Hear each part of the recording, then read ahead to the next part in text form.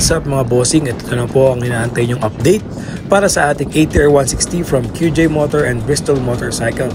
So 8 months update na po ito ng ating scooter na ATR 160. So again, all stock pa din po tayo sa panggilid at sa makina. Ang in-upgrade lang natin dito for almost 8 months is yung regroove sa bell and yung fly ball. Then lahat po stock na. Drive face, pulley, stock po yan. Bell, stock pa din. Clutch lining, clutch housing, stock pa din lahat ng panggilid natin. So ngayon, after 8 months, walang problema. Makisig pa rin. At sa overtaking, walang problema. Mabilis sa mga paahon. Kahit medyo may kabigatan po ang timbang ko bilang isang rider. 120 kilos po ako. So hindi siya average na weight para sa isang rider, pero maliksing-maliksi pa rin si ATR 160 after 8 months ng usage niya. Kita nyo naman, so ginagamit din natin madalas yung Google Maps niya o yung GPS connection and yung P1 or Hybrid Assist Power, lalo na pag mga paahon at may angkas. Maganda sa ATR 160, kahit medyo may dragging na siya, hindi halata yung delay or yung vibration or yung mismong dragging, kasi meron itong Hybrid Power Assist na kada arangkada parang may damba na pakiramdam. Yun ang magandang bagay dito sa ATR 160. Pero syempre, after 8 months of usage, suspension niya gumanda after nung long ride ko sa Pantabangan Loop at Bungabon, Baler. So gumanda siya. Nagkaroon siya ng maayos na play. Kaya maganda, i-break in nyo na maayos yung inyong suspension sa harap and adjust nyo yung nasa likod kung medyo matagtag. Whoop! Si coach talaga oh. Muntikan pa tayo doon mga bossing. Yan, so pagdating naman sa performance kapag mayroong back ride, so syempre wala pa ring issue si ATR 160 natin. All stock pa din tayo sa suspension. Braking power, wala pa tayong pinapalitan na brake pads. Goods na goods kahit may back ride. 120 kilos ako, then 75 kilos yung back ride ko. So medyo mabigat pero walang problema kahit paahon yan. Si ATR 160 until now 8 months. Hindi pa tayo nagpaparepack ng suspension sa harap. In-adjust ko lang yung rear suspension. Ang upgrade natin sa panggilid, regroove lang, tsaka flyball. So tara, upgrade tayo ngayon, samahan nyo kami. Yan, so for 8 months, ito lang papalitan natin. Center spring na 1000 RPM by Koso.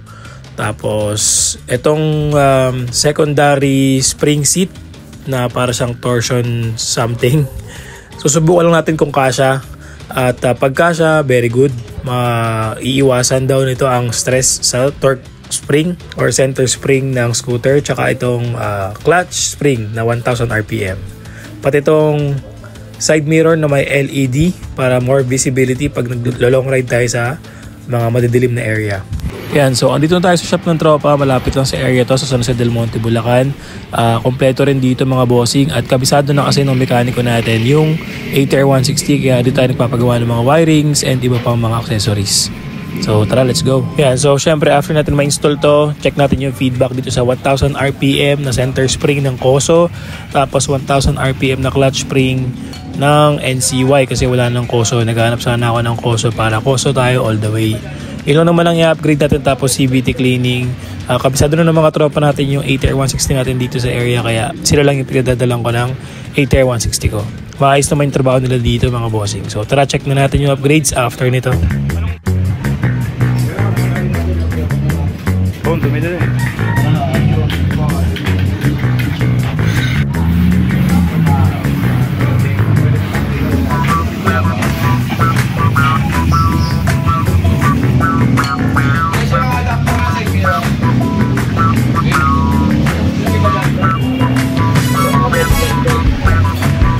Yun mga chong, natapos na nga at check natin yung side mirror with LED. Napakaganda nito. Sabay na sabay ito sa signal light natin, kaya maganda ang visibility sa dilim. Yan, oh.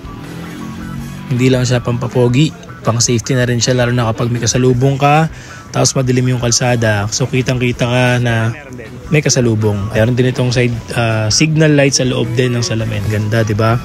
Sa performance naman, check natin yung 1000 RPM na clutch spring at center spring. Nga pala mga bossing, itong NCY na spring seat para sa center spring or parang torsion controller hindi applicable or hindi compatible sa ating ATR 160. So binili natin yan pang Click 150i yung kanyang compatibility kasi ang alam ko pasok yun sa atin, pero hindi siya pasok at hindi kasya. So sa mga bibili dyan ng NCY na spring seat, hindi po siya pasok sa ating ATR 160. So syempre sabi nila pag gusto mo ng dulo, ito yung gawin mong setup. 1000 RPM na center spring, tapos 1000 RPM na clutch spring. Yun nga lang, kapag gusto mo ng ganitong setup, normal yung merong vibration at may konting delay sa arangkada. Dahil nga dumadagdag dito is ang iyong dulo.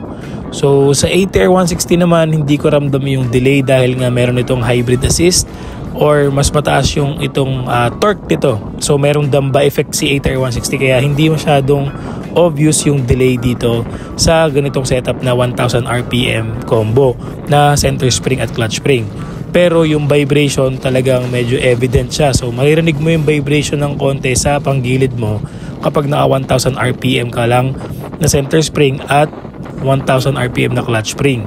So compare sa stock, walang masyadong ingay tsaka vibration yon dahil 800 lang naman yon. Pero itong 1000 RPM na center spring at clutch spring, merong vibration talaga siya. Pero sa speed sa dulo, meron talaga siyang ibubuga at meron talagang dulo. Hindi ko pa nasasagad dyan kasi kulang sa highway, pero feeling ko talagang mas maganda yung dulo ngayon nito ni ATR 160. Pero yun nga lang, merong vibration na effect itong setup na to na combo set na 1000 RPM.